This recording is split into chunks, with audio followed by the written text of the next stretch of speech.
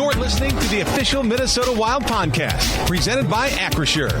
Finally to the fourth game of this trip. As you look at this so far, John, how would you assess this road trip?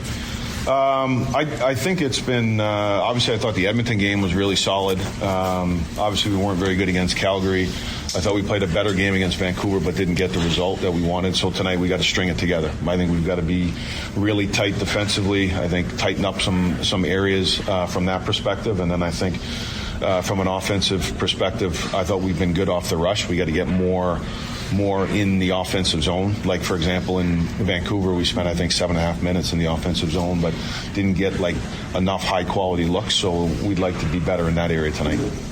As a coach, you look at the schedule going into a trip like this, 4 games, 3 off days. What's your thought process on deciding whether to do a practice or not on one of the off days? A rest versus a reps kind of thing. Yeah, I think at this point, you take everything into consideration. I think the travel, the game schedule.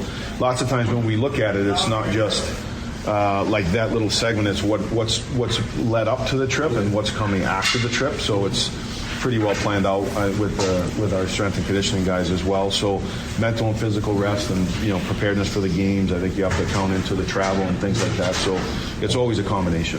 Same lineup except Gus? No, we actually have a couple game time decisions. Okay. But you're a goalie?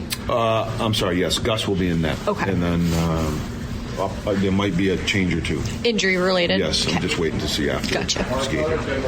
Freddie Gaudreau on their side now. What did you like about coaching a player like Freddie? Freddie was, one first-class human being. He's a great kid, great teammate, was awesome to coach, very smart player, cares about the team, kind of a jack of all trades. He did so much for us. He could play wing, center, power play, penalty kill. Great person and very good player. Mitch, on the zone time you're having, do you think getting more to the inside is what you want to do more? Do you think you get enough traffic or more inside enough? Yeah, exactly. I think we have a lot of possession time, but more strike moments where a little bit more shots. I think get to the interior of the ice a little bit more. And when you get that much time, our possession time is good, but I think we got to be able to try to capitalize a little bit more and be threatening with all that ozone time that we've had. Feels like Bogosian's played pretty well since he came back, skating well at the age he has too. What do you think about his game so far this season?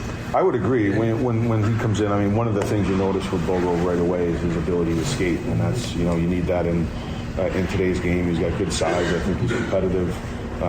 He's done a good job, I think, using his skating, whether that's on breakouts or moving the puck, and defensively, he's a guy that can close. He's a hard player to play against from an offensive perspective, and he's bringing that to the table. Sometimes he's your first forechecker in lately. Yeah, that's because he's, a lot of times he might wheel the net or he's involved in the offense, and then because of his skating, lots of times he's in some of those positions. Mm-hmm. Any update on Rossi and how his progress is coming with a little skating on the? Yep, he continues to skate every day, so I don't really have a timeline on him yet. I think when we get back, we'll see where he's at, but he's been progressively getting better and skating more and more every day. And Foligno's going to skate eventually on his own here soon? Yeah, I would anticipate probably when we get back, but he has not started yet.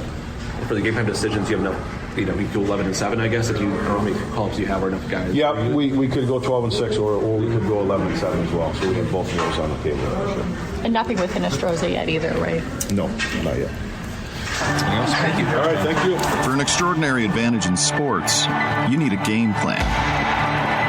For an extraordinary advantage everywhere else, all you need is Acrisure.